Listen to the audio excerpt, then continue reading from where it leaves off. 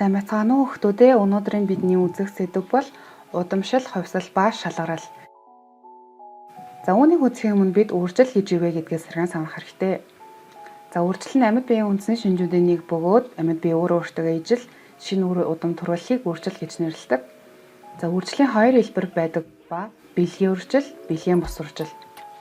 За бэлгийн үржил гэдэг нь тусгай бэлгээс буюу гаметын тусламжтайгаар явагддаг үржлийн хэлбэр. Жишээлбэл хүний үржилтээр харж үзэх юм бол аавын эр бэлгээс ээжийн үндгээстэй нийлж үр тогтсноор яг тэр үед таны ямар гентэй байх вэ гэдэг бүх зүйл тодорхойлогддог. Ямар хүйстэй байх, өндөр байх юм уу, нам байх юм уу, цайвар арьстай байх юм уу, бор арьстай байх юм уу гэх мэт. Энэ үед буюу үр тогтолтой явагдах үед аавын ямар эр бэлгээс ээжийн ямар үндгээстэй нийлж байна вэ? Тэгээд дахиад дээрс нь тухайн эр бэлгээс яг ямар генийг агуулж байна, тухайн эм бэлгээс ямар генийг агуулж байна, тэр хоёрын хоршил юуг үүсгэж байна гэдэг ийм олон янзын боломжуудыг гаргаж ирж байгаа учраас бэлгийн үржлээр үүссэн үр удмуудын шин чанар нь олон янз байдаг. Энэ нь цэцэг тургамал дээр ч гэсэндээ мөн адил харагддаг. Бэлгийн бус үржлийн хувьд тусгай бэлгээс буюу гамет ашиглахгүйгээр явагддаг. Ганцхан их бие шаардлагатай тухайн их организмаас өөртөө нь яг ижилхэн удамшлын материалаар яг ижилхэн шин чанартай олон үр удмууд төрдөг. Үүнд нь бактерийн хуваагдах үржил, хавтгайн хорхон хэсэгчлэгдэх үржил, гидрагийн нахиалах үржил, мөөгийн спороор үржих, мөн дээрэс нь ургамлын вегетатив үржлүүд зэрэг ордог.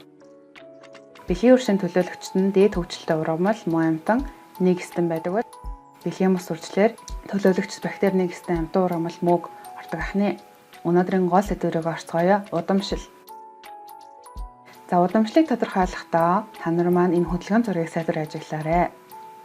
Удамшил гэдэг нь эцэг эхийн шинж тэмдэг ур удамд дамжих үзэгдлийг хэлдэг.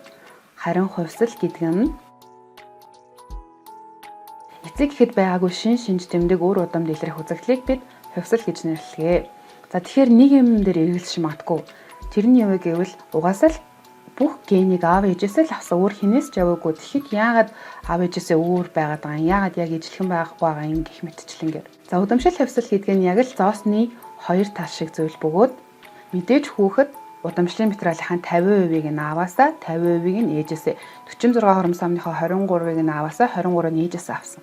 Гэхдээ шинж тэмдэг нь илрэх үгүй нь бас генээрээ тодорхойлогддог. Тийм болохоор удамшил хувьсал гэдэг бол зөвхөн шинж тэмдгийн илэрлийг л ярьж байгаа юм байна. Мэдээж аав ээжээсээ удамшлын материал генэ авсан.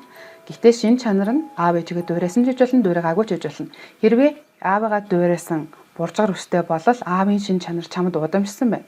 А гэтэл аав хоёр нь хоёулаа буржгар өсгүй, шулуун өстэй хэрнээ чи буржгар өстэй байгаа бол чамд аав ээжийн генийн хоршлоор шинж тэмдэг үүссэн байна. Чи чамд хувьсал илэрсэн байна гэсэн үг.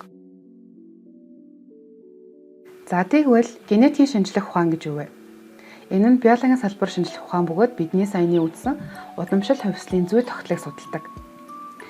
Энэгээр хэлэх юм бол амьд биеийн шинж чанар эцэг эхээс үр удамд хэрхэн яаж удамшдаг юм бэ гэдгийг судалдаг ахнэ.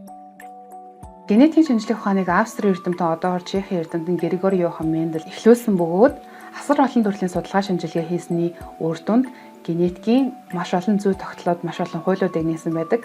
Гэхдээ тухайн үед Григори Йохан Менделийн энэхүү нийлдүүдийг хүн төрөлхтөн хүлээн зөвшөөрөөгүй. Түүний нийлээс арай 30-40 жилийн дараа буюу 1900-аад оны үед 3 эрдэмтэн бие биенээсээ тусгаар байдлаар түүний нээлтийг баталснаар одоо хүртэл эдгээр хуулиудыг баримталдаг ахнэ. За ингээд бүгдээрээ генетикийн шинжлэх ухааны төлөвлөгөө хэрэглэгддэг шинжлэх ухааны нэршлийн тодорхойлолтуудтай танилцъя. Ген нь ДНХ-ийн бүтцийн нэг хэсэг бөгөөд тухайн амьд биеийн шин чанарыг өөртөө кодолсон байдаг. Хүнээр ирэх юм бол өндөр байх уу, нам байх уу, өтгөн өмсгтэй байх уу, шингэн өмсгтэй байх уу гэх мэт.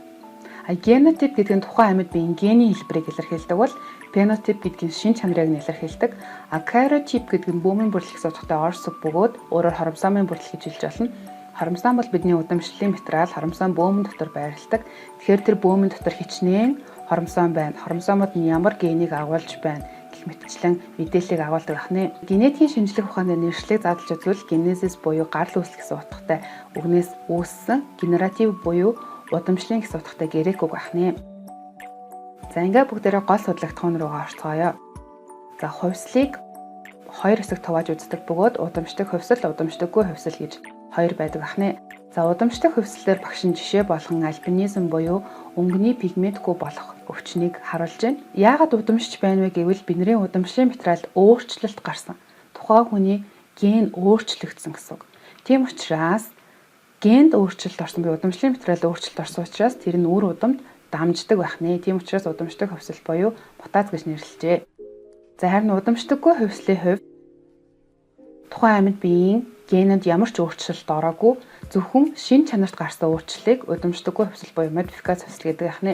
Жишээлхэд хүн борлдог.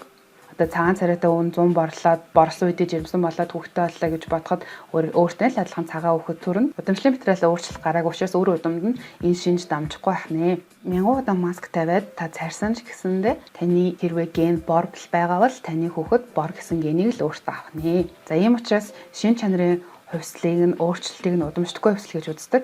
А удамшдаггүй хувьсэл гэхдээ амьд организм бүрт өөр байдаг. Жишээлхэд за 10 хүнийг маш гоё орд харшинд 30 хоног ингээд бүх зүйл нь бэлэн байлгаад тархалуулах зорилготойгоор ингээд амраалаа гэж бодоход тэр хүмүүсийн жин нэмэх нь өөр байна. Зарим нь 10 ил, зарим нь 5 ил, зарим нь огч нэмэхгүй ч гэдэг юм уу.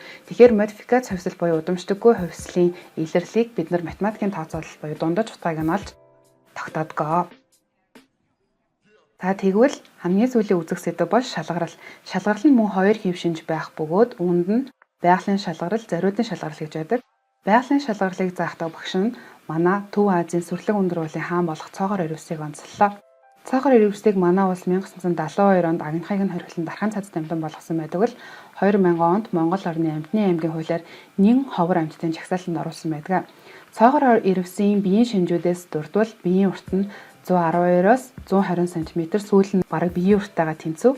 Тавхаа урт нь 9-оос 11 см, өрөв нь 7-оос 9, нүд нь нүүрний дээд хэсэгт байрладаг. Дулаан ноолоор үстэй, хөвлийн ус нь 12 см хүртэл хүрдэг. Хамрын сувг нь маш өргөн байдаг. За тэгвэл яаж энэ цоогоор ирвс гэдэг амьтан ийм шинжүүдийг олсон бэ гэдэг нь байгалийн шалгарлын үр дүн. Тэр хүйтэн нөхцөл, тэр өндөрлөгт тухайн амьтан хэрхэн сайн дасан зохиолдсон байна, тэгжиж мэд үлдэнэ гэсэн үг. Байгалийн шалгарлын дүрэн бол хүрээлэн борчин буюу амьдрах орчиндөө хийн сайн дасан зохиолдсон мэд үлдэж, дасан зохиолдож чадаагүй нөхөж өргөддөг. Тэгвэл яагаад сүүл нь ийм урт байна вэ гэвэл эрвэс бол ан аваа хийхийн тулд асар хол өсөрдөг. Энэ үед нь сүүл нь залууруулж өгдөг. Мөн дахиад дээрээс нь цасан шуурга хүүтрэх үеүүдэд сүүлээрээ нүрээ хааж өгдөг ахны. Дахиад дээрээс нь яагаад тэр зузаан ноолоор үстэй байгаа нь бол мөн л амьдрах орчинтой холбоотой. Нүд нь яагаад нүүрний дээд хэсэгт байрлаж байгаа вэ гэхээр ан аваа ажиглах үедээ юмны араар ингээд нуугдаад зөвхөн нүд нь нийлэх гарч байх тийм зохиолдлогоо. Тавхаа нь яагаад ийм урт өргөн байгаа вэ гэвэл цасан шигдэхгүй байх гэх мэтчлэн байдлаар. Байгалийн шалгарлын хувьд бол шалгаруулагч нь бол байгаль. За энгийнээр хэлэх юм бол цоогоор ирвсийн бүлгүүдээс тавхаа нь одоо нарийнхан жижигхэн байсан цасан шигдээд тэгээд амьд үлдэж чадахгүйгээр үргэлжлээд харин өргөн тавхаа дагууд нь амьд үлдсэн. Хамрын сувг нь өргөн нь бас амьд үлдсэн гэсэн. За энэ мэтчлэн байдлаар тухайн амьд биеийг энэ шин чанар нь амьдруулж байгаа учраас байгалийн шалгарлын дүнд үүссэн шин чанар тэр амьд биед нь ашигтай байдаг. За үүний дараа бол зориудын шалгарал. За энэ удаад багш нь зориудын шалгарлын дүнд үүссэн мандал сорт болон эрчмийн харьяаманы үйлдвэрийг онцлоо. За мандал сорт нь ганц төсвөрт 3 сард сэргэн ургадаг, услага огт шаарддаггүй, уургаар баялаг. Харин эрчмийн харьяам нь мах болон ноолуурын гарц ихтэй байдаг ахнэ. За зориудын шалгарал нь хүнд төрөлхтний ашиг сонирхол хэрэгцээний дагуу бий болсон гэж ойлгож болно. Зориудын шалгарал бол хүний хяналтанд явж байгаа учраас шалгаруулагч нь бол хүн үүсэж байгаа шин чанар нь ч гэсэн хүнд ашигтай байдаг гэсэн. Жишээлхэд гахай бол тарган, бүдүүн байх юм бол биднэрт илүү их махны гарц цайтай бид хүнд илүү ашиг. Гэтэл байгаль дээр тэр гахай орчих юм бол махчин амтнаас зүхтааж чадахгүй амьд үлдэх чадвар нь муу.